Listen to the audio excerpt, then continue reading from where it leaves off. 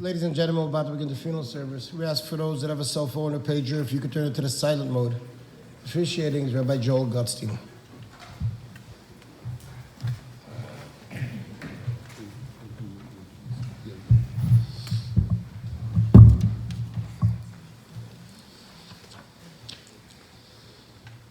Mizmor David Amari Lo Echzor Binos Deshe Yarbitzeni Mim Nuchosi Nahaleni Nafshi Yishaveh V'Yantcheni V'Magdi Tzedek L'Man Shemo Gam Ki Elech Begeit Zalmaves L'Riar Ki Yatayim Madi Shivtachom B'Shantecha Hemei Nechamuni Taroch L'Fanai Shulchan Neged Soveroi Dishanta V'Hashem Roshi Kosi Revaya Achtov V'Chesed Yidufuni Kalimei Chayai V'Shavti B'Beis Adonai L'Orach Yamim. A Psalm of David, the Lord is my shepherd, I lack nothing. He lets me lie down in green pastures. He leads me beside still waters. He refreshes my soul, guiding me along the right path for the sake of his name. Though I walk through the valley of the shadow of death, I fear no evil, for you are with me. Your rod and your staff encourage me. You set a table before me in the face of my foes. You anoint my head with oil, my cup is over. May only goodness and kindness follow me all the days of my life. Let me live in the Lord's house forevermore. We're here to mourn the passing of Amy Blumofe, Chana Beila Bas Hillel Pesach. She was the last of the original shul members. And, so we're going to hear from several of the family members.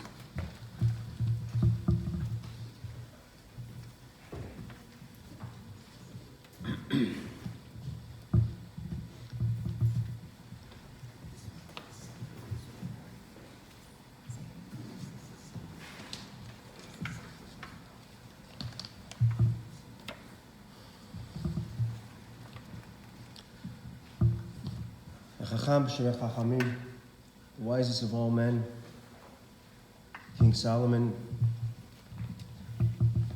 informs us, Tov Shem Mishem and Tov. A fine reputation is preferable to a fine commodity, in this case, oil. Seems pretty simplistic. The meaning here is that too often people chase after some sort of a status symbol to elevate their status within the community, whether it's a car or a house or clothing, or jewelry. And they ignore the fact that in order to live that type of life, where your whole status is based on what you own, you have to keep upgrading it. It becomes difficult. On the other hand, someone who has a fine name, a good reputation, yes, they have to get to that reputation, they have to do something, but to maintain that reputation seemingly would be easier.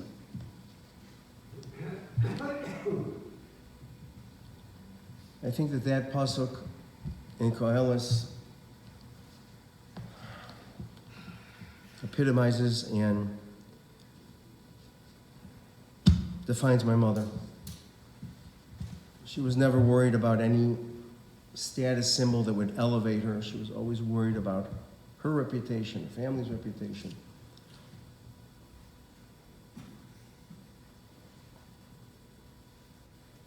And this kahal, this congregation here, I think is a testimony to that, you coming on a miserable day to like today. I want to talk a little bit about some of the things that she had accomplished. My mother was one of the founding members of a congregation called Beth Torah. I don't know if many of you know where that congregation is today. You're sitting in it. The name of this shul before it was called Yud HaMoshe was called Beth Torah. And she was the chairwoman of the sisterhood for many years. She worked relentlessly to establish this shul and make sure that there was a continuum. It was a very difficult period of time. Where I'm standing right now was a pizza shop. Next door was a dry cleaners. The shul was after that, and there's a coiffure at the corner. It's a little tiny shul in the middle of three other, not exactly in the middle, but in the middle of three other shops. In this pizza shop, I was a child, but the congregation had to ask the guy who was Jewish, who owned the pizza shop, many times, even on Shabbos, to come in and make the minyan. That's how hard it was here. There were plenty of times I remember that there wasn't even a minyan here. And as an adult, I would question, is it really worth it to put a shul right here when there's really a very small community to support it?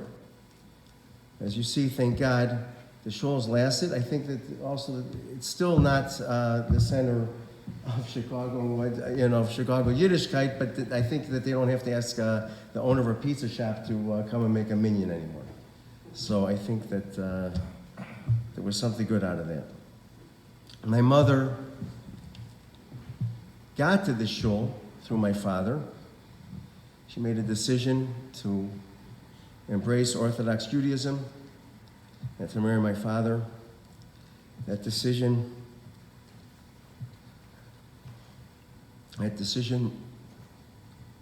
accompanied her whole life. There were times that she struggled with that decision.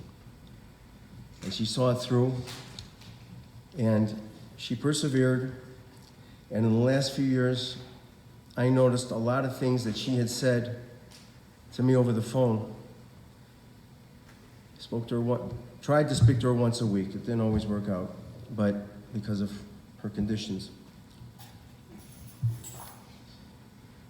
But things she had said to me, I was amazed that she knew things, that she was going to Shiurim in Florida, and that she was striving to better herself from the religious standpoint. My mother also was a tremendous machnisa orchim. She had many, many guests in the house. Strangers, certainly family, anybody that could not make a Pesach Seder for whatever reason, whether they had no inclination to make the Seder, or they didn't have the money to make the Seder. They made the Pesach Seder at my mother's house. Tens of people in our house on 5031 Lund.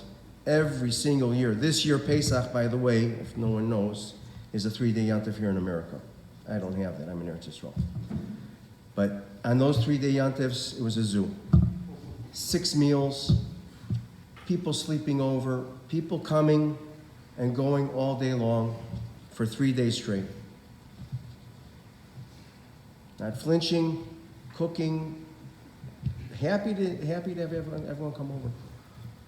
She also hosted for sukkahs, people that in our family that did not build a sukkah or maybe even never heard of a sukkah would come and eat by us on sukkahs. Shabbos was a little less, but there were people that came over for Shabbos also. My mother was accepted to Northwestern University to study speech pathology at the age of 16. She skipped 2 grades, and she attended Northwestern, finished her bachelor's degree, and started to work for the Chicago Board of Education. Doing so, she met my father. They got married. He also worked for the Chicago Board of Education. The two of them, I was 5 years old, took a sabbatical to Cincinnati, University of Cincinnati, to attain their master's degree, and they both did. It was a funny year because that was Kent State, and my parents had to mail in their final exams because they closed the university down in Cincinnati because of Kent State.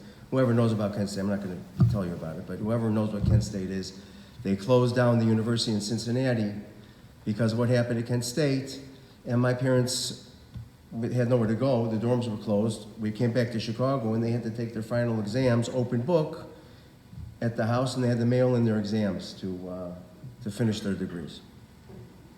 My mother then continued to work in the Board of Education.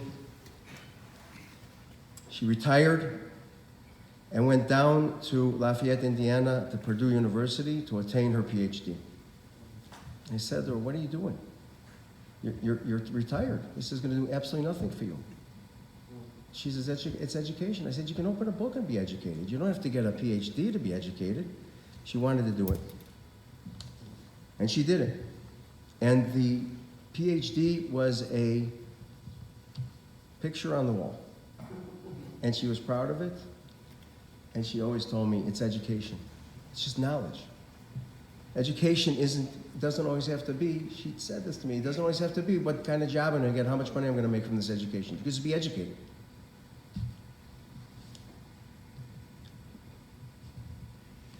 One time, I always say this delicately, Harvard bound I wasn't. And one time, my report card came home, and she wanted to speak with me about it. And we spoke and had a conversation. It was probably a little heated in a conversation, but we're in polite company, so I'll call it a conversation. And I said, Mom, I'm just going to be a cab driver. I don't care. I'm just going to be a cab driver.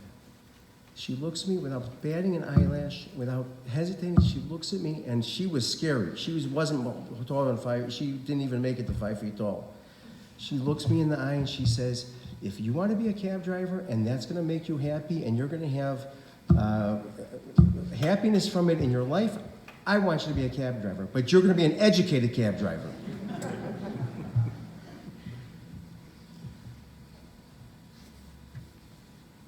That was my mother. There's so much more to say about my mother.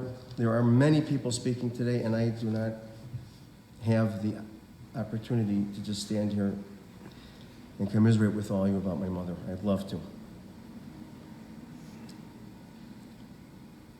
Just want to say goodbye to my mother.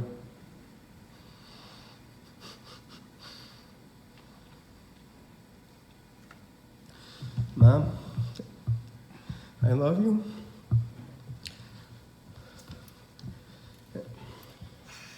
And I'm going to very sorely miss you. Especially miss the conversations we have, our international conversations, me being in Israel and you in Florida. Thank Hashem for giving me to you.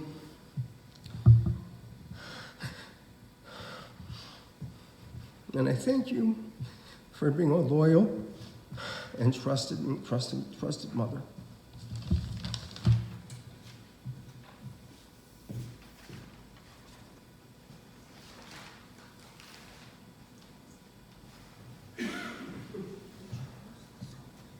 I'm not sure how to follow that. First of all, so thank you all for coming.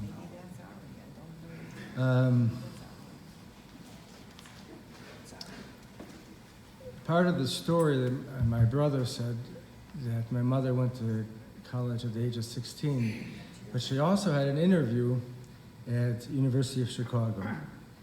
And this story kind of sums up the strength of my mother, because she's 16 years old and my grandfather was sitting next to her in front of the dean getting an interview. And my mother asked a question.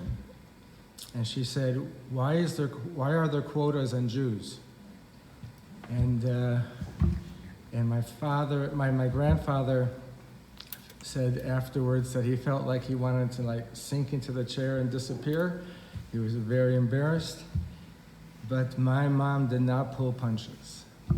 She said what needed to be said, and she did what needed to be done. Later in life, when my father had retired as a teacher, he was a pulpit rabbi. And my mom took up the position of the rebbitzin of a pulpit rabbi. And she did it to an incredible degree. She did what she always did, which was to help, to listen, to talk, to support, to feed everybody and always.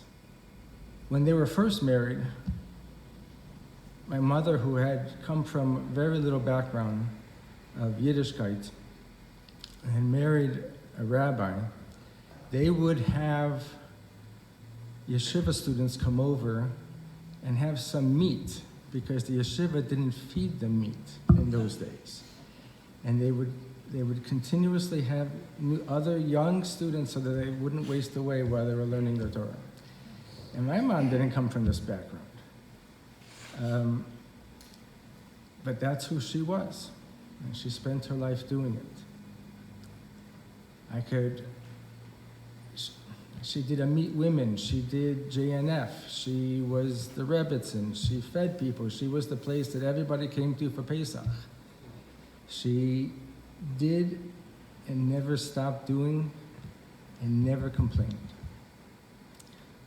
I too can talk for a very long time about all the little things, but it wouldn't even begin to touch the things that she did, and especially the things that I don't know about. So I guess I would sum it up like this. My mother, I wouldn't necessarily say was the reincarnation, but was the understudy of Sarah Iman, of Sarah, our ancestor. She was able to fill the role when it was needed to be filled. So I too thank Hashem for an incredible mother, for having someone who can be everything all at once and not make me feel like I am a burden when she has all these things she has to take care of, and I also needed something. That is not an easy thing to do. But with a smile and never complaints, she would do it. And I will miss my mother so very much.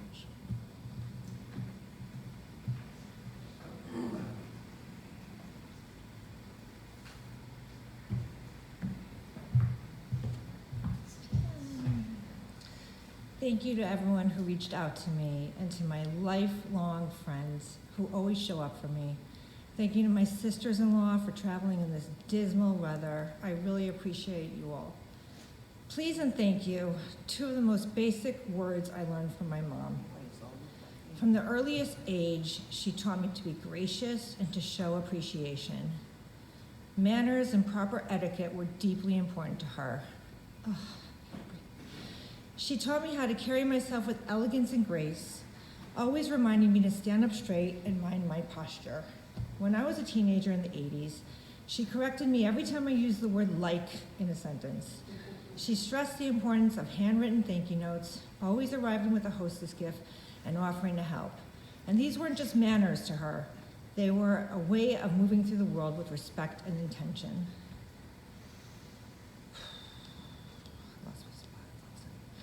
Mommy, as your only daughter, you taught me the most important life lessons a girl can have. You taught me high feminine self-esteem and unshakable confidence. You took your profession as a speech pathologist very seriously, and you taught me the importance of having a career and being able to support myself. You always said a woman should make her own money, never depend on anyone but herself. You were so proud of my achievements and always wanted to hear about the deals I was working on, sharing them with your friends, proudly bragging about your successful businesswoman daughter, as you called it. After raising us, you went back to school to earn your PhD. You were ahead of your time. You spoke your mind, like my brother said, and you have no idea. She never held back from expressing herself. You were involved in so many charitable organizations, from delivering meals to those in need, to helping prepare others for burial. You were a true tzaddikus. You were always there for my bubby and your own mother, and after they passed, you continued showing up for others, volunteering to help your friends, always offering to take them to their appointments. Helping people wasn't something you did, it was who you were. Throughout my professional career, people often tell me how well-spoken and confident I am, especially in my ability to express myself clearly and eloquently. Mom, this all came from you. It was and is the greatest gift a mother could give her daughter. I continue to grow your legacy by leading through example and sharing strong feminine self-esteem with my girls, your beautiful granddaughters who adored you. I was lucky enough to spend a full afternoon with you just a couple days before you passed. You talked a lot about Abba. On some level, I think you were ready to be reunited. Mommy, I love you so much. You and Abba are probably in your happy place by the pool. You're squinting in the sunshine, reading a science fiction book and sipping a Diet Coke while Abba works on a crossword puzzle. Come visit me often. I'll look for your signs. I love you so much. May you rest in peace.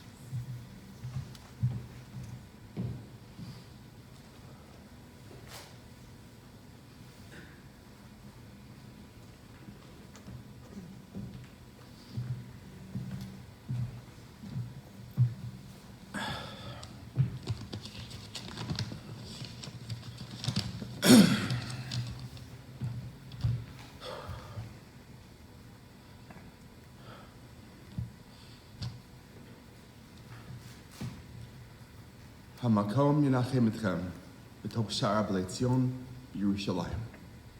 May the Makom be the comfort to you in this time of mourning. Most of us have said this at least once in our lifetimes. We might say it quickly on our way out as an opportunity to leave behind a heart-wrenching experience of paying a shiva call, a sort of passcode that allows us to leave without being awkward. Most of us don't think about the meaning behind the phrase. We know what it translates as, and we know what is meant by it. But we usually don't stop to think about what it truly means as we say it. Hamakom, the place. It's a very strange turn of phrase, the place. My Rebbe, Rav Meir Eugene Zatzal, said what it truly means, it doesn't mean place.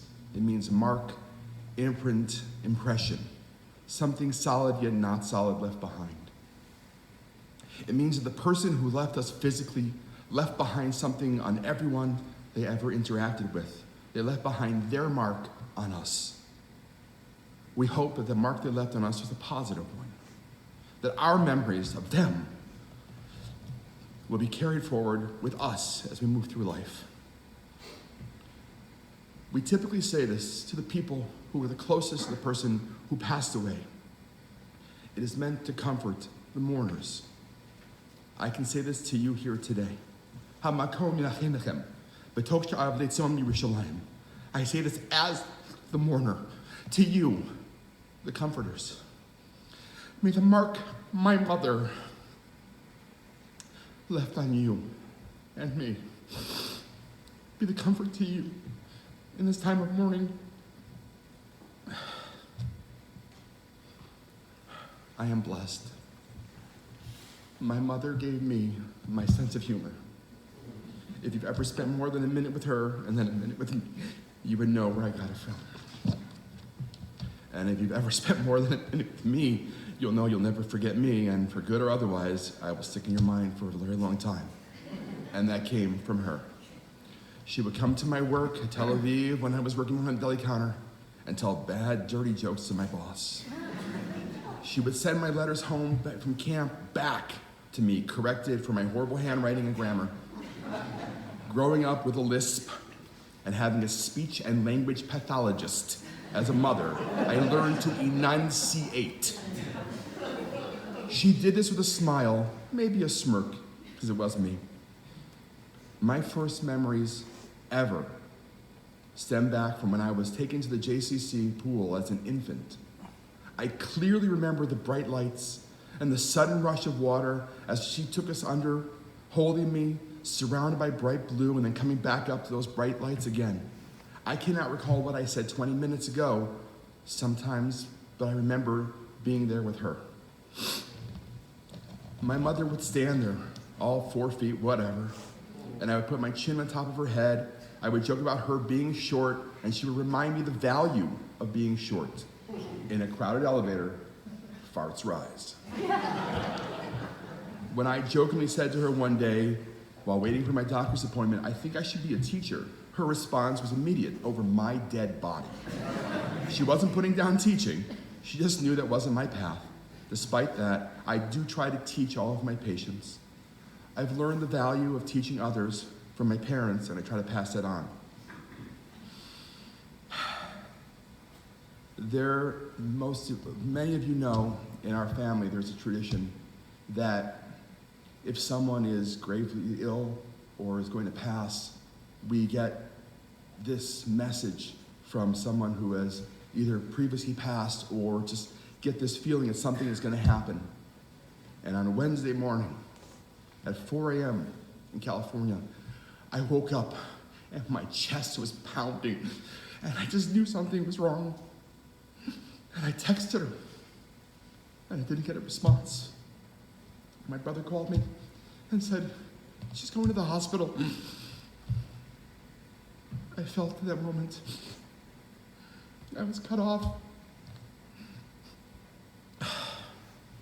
But I can stand here now, biting my tongue to keep myself from crying, knowing that I have that comfort already. I have those memories that will carry me through life. So I say to you, Hamakom yinatchem etchem, v'tosh avalei tzom Yerushalayim. May your memories of my mother be the comfort to you in this time of mourning. May her mark as she left on you be carried forward in your life as you grow. May you never forget her. I know I won't.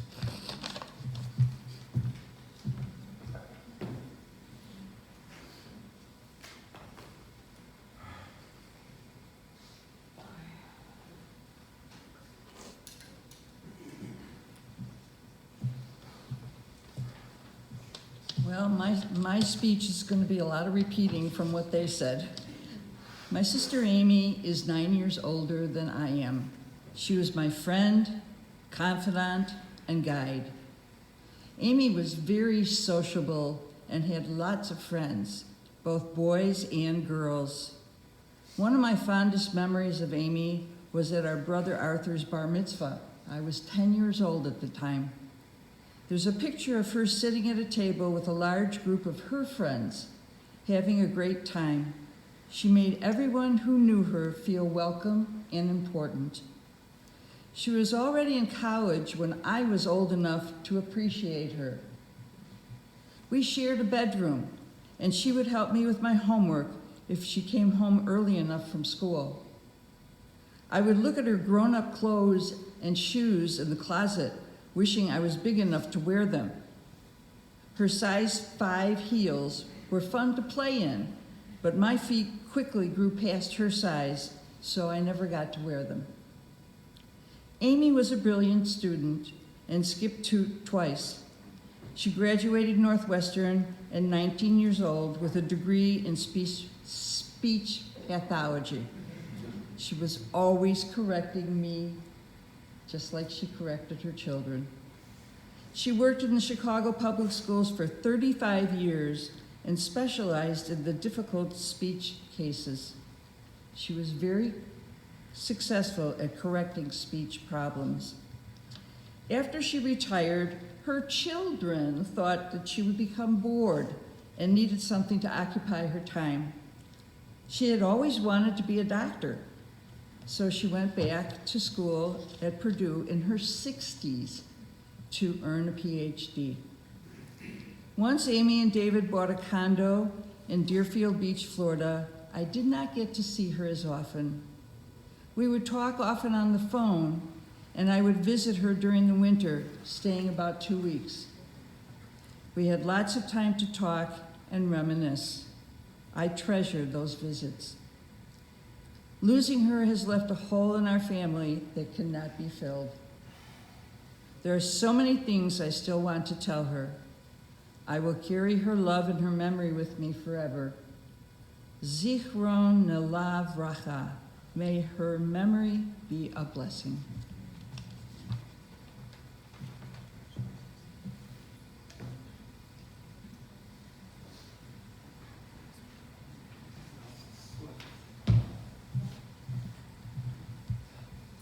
While a parent's job is to both love and reprimand, the role of a grandparent is to show unbridled compassion. And my Savta, she performed her duty to perfection. Reminiscing over the 23 beautiful years we had together, a flood of the most heartfelt memories fill my mind. I can close my eyes and see myself clinging to the wall of the pool at the Barclay as she taught me to swim, allowing me to push off and paddle as I had the utmost confidence that she'd grab me if I sank. or sitting on her lap, reading Hop on Pop, going word by word, teaching me both to read and enunciate. I don't know if I would still be saying twee instead of three if it wasn't for a speech pathologist for Safta.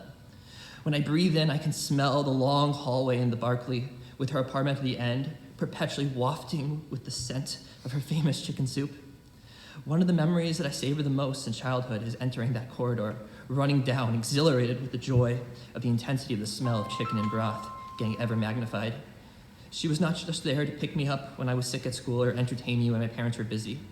She was instrumental in building my mitos as a proper Jew.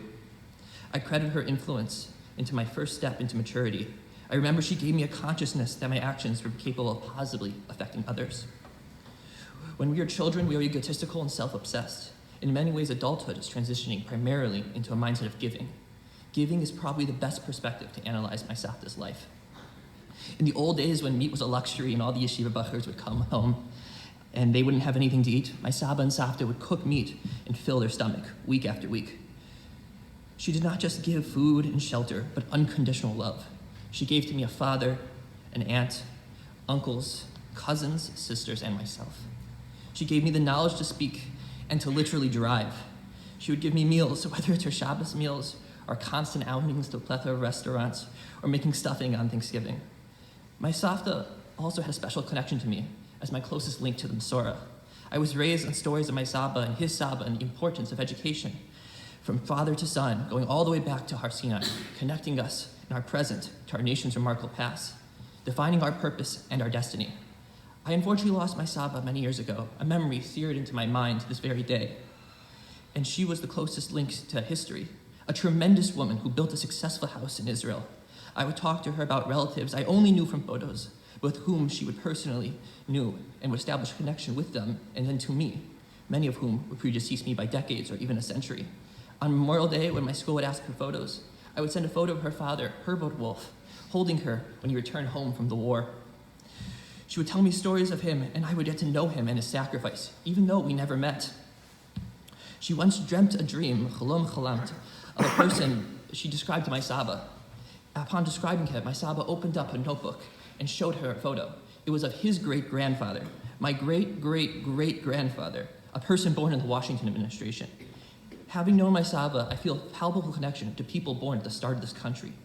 My Safta was like a long arm allowing me to stretch back in time. Erudite is too limited of a word to describe my Safta. A master of the English language and as well-read as any classicist. Her Scrabble game was unmatched. She saw the excesses of TV to engage and expand her mind with knowledge and imagination. She was also the fun grandma. I was once in the car with my cousin Joey and my uncle Noah, and on the phone she said, "I'm cleaning out my brother-in-law's closet. We found some grenades from the Korean War. Who wants them?" Joey and I screamed ecstatically, "Us." Unfortunately, TSA made sure that present never came to pass. Standing here in some sense, it's too hard to believe. I always considered my Safta to be invincible. Despite standing under 5 feet and 105 pounds, she always seemed untouchable. Safta lived as long as she did because the shield of Abraham guarded her. In the 1990s, when riding a motorcycle, she crashed and they x-rayed her and went a little bit farther, and they found the incipient stage of cancer. She once had her car flip over and fall 20 feet, and she walked out with barely a scratch. She didn't even think much of it until I was prodding about what happened to her Lexus. Even last Sunday, when we last talked to her, she just had cancer removed and a heart attack, and she didn't think much of the hubbub and said she would be home the next day with her walker, and she was. She's truly one of the most incredible women I have ever met, and it was a bracha every single day I got to know her. May her memory be for a blessing. Thank you.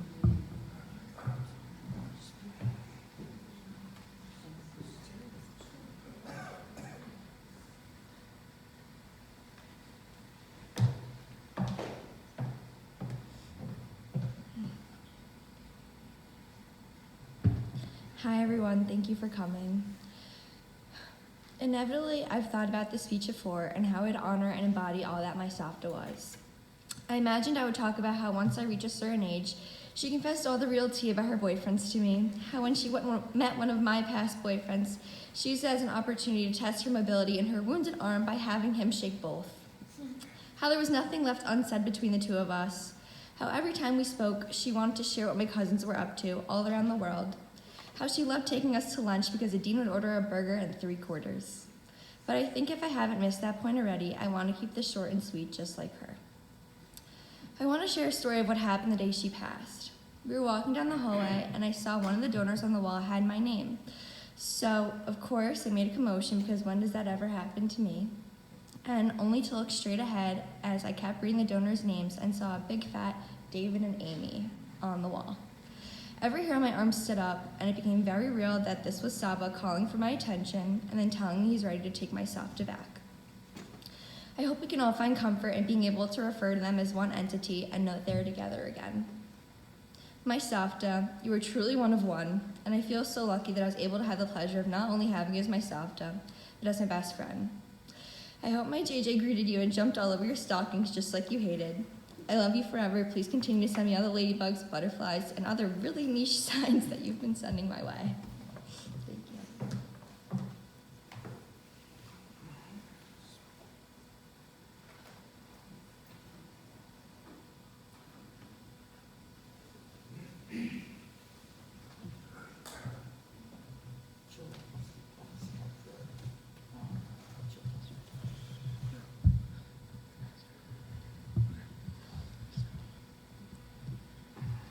Thank you all for being here today to remember the life of our Safta, Dr. Amy Blumofe.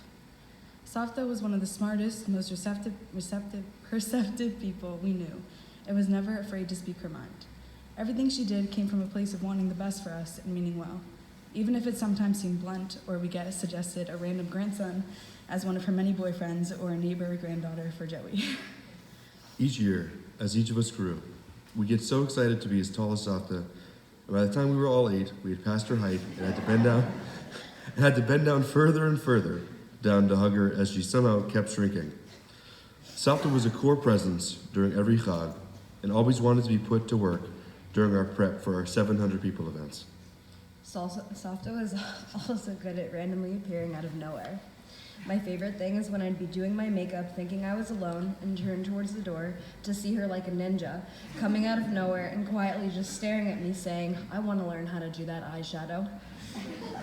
It amazed me that she was always looking to learn more things and be involved in even the most mundane activities of our lives.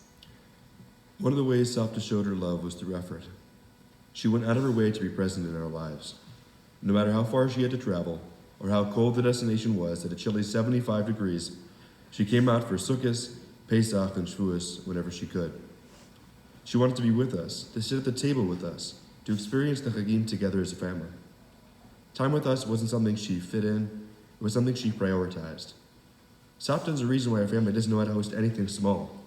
She refused to do small, quiet family holiday gatherings, and that inspired what we now call our annual 130-person Chagim meals.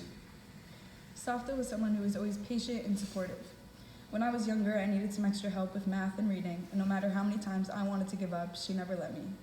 She would always bring fun workbooks for me to do and let me count the coins in her wallet, which afterwards I would get to keep. She would always be up to playing a game with me or just spending time talking about life. No matter how many times I asked her for a story from her life before bed, she would always make sure to sit by me and tell me about a fun adventure. Talking was one of her many strong suits. If you happened to catch her not on the phone with her many friends, her insight never failed to make me think about life in a different lens. Our weekly Friday phone calls were a highlight as we got to update her on our new drama and gossip of our high school to then gap year to then college experiences to where we're at currently. And she somehow managed to follow all of the crazy details we would tell her.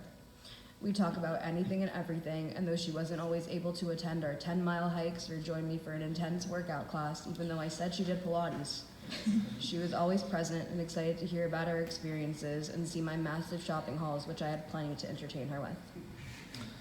Safta's combined grandchildren age, when we last calculated to being over 180, gave us opportunity for many valuable life lessons, making it easy to talk out a problem or get her opinion on various issues, big or small.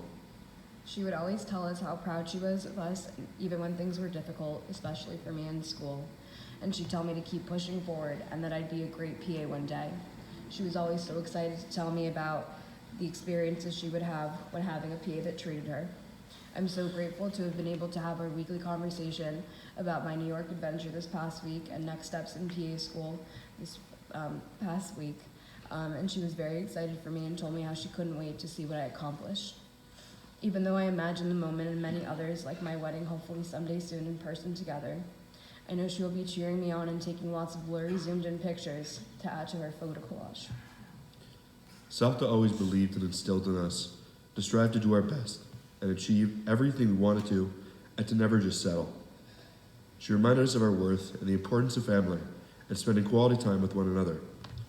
Her approach to life was never to sugarcoat things and be 100% yourself at all times. And we'd hope to instill those values she had in ourselves moving forward. We are so lucky to have had so many opportunities and memories together, from one-on-one vacations, visiting her in Florida, and even letting us bring friends as well as on our trip to Cancun, where I drank an absurd amount of pina coladas, to tanning, or in our case, hiding under umbrellas, and using entire bottles of sunscreen during our beach adventures, to everything else in between. Savta, we miss you so much and are so grateful for all the life lessons, memories, and the sound of you laughing with us, or frankly at us, so hard that you're crying. We'll miss handing you a bottle of sunscreen we know won't ever get used, highlighting how you played by your rules of life and did whatever you wanted without caring what others thought, which is something we strive to achieve. We love you so much and can't wait for you to see all that we accomplished. We are filled with mixed emotions as you and Saba are now together again. Thank you so much for everything you have given us, and we know you will continue watching over us and being part of hopefully many smachot to come.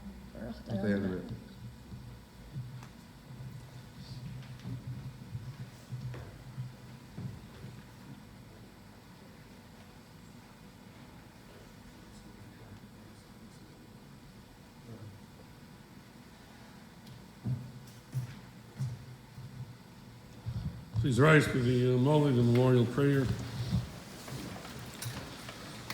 El Molei Rachamim Shochin Bam Ramim Amsei Menucha Nechona Al Kanfei HaShechina Malos Kedoshim and Tongues Zorkim Azrim Es Nishmas Chanabela Basil Pesach Shal Chol Olama Bavur Shemispalim Baras Karas Nishtosa Beganin Tei Menuchasa Lachem Bala Rachamim Yasrera B'Seisek Kenafov Lolamim Yitzor B'Tzor Chaim Es Nishmasa God, full of mercy, who dwells on high, grant fitting rest beneath the protective wings of the divine presence, where the souls of the holy and pure ones, whose radiance is like that of the heavens, reside to the soul of Amy Blumofe, who has gone to her eternal reward. Insofar as we pray for her memory, may the Garden of Eden be a resting place. For this reason, may the ever merciful one shelter the deceased under his protective wings forever. May he bind her soul in lasting life, for the Lord will surely be her benefactor, so that she rest in peace in her allotted place, and let us say, Amen.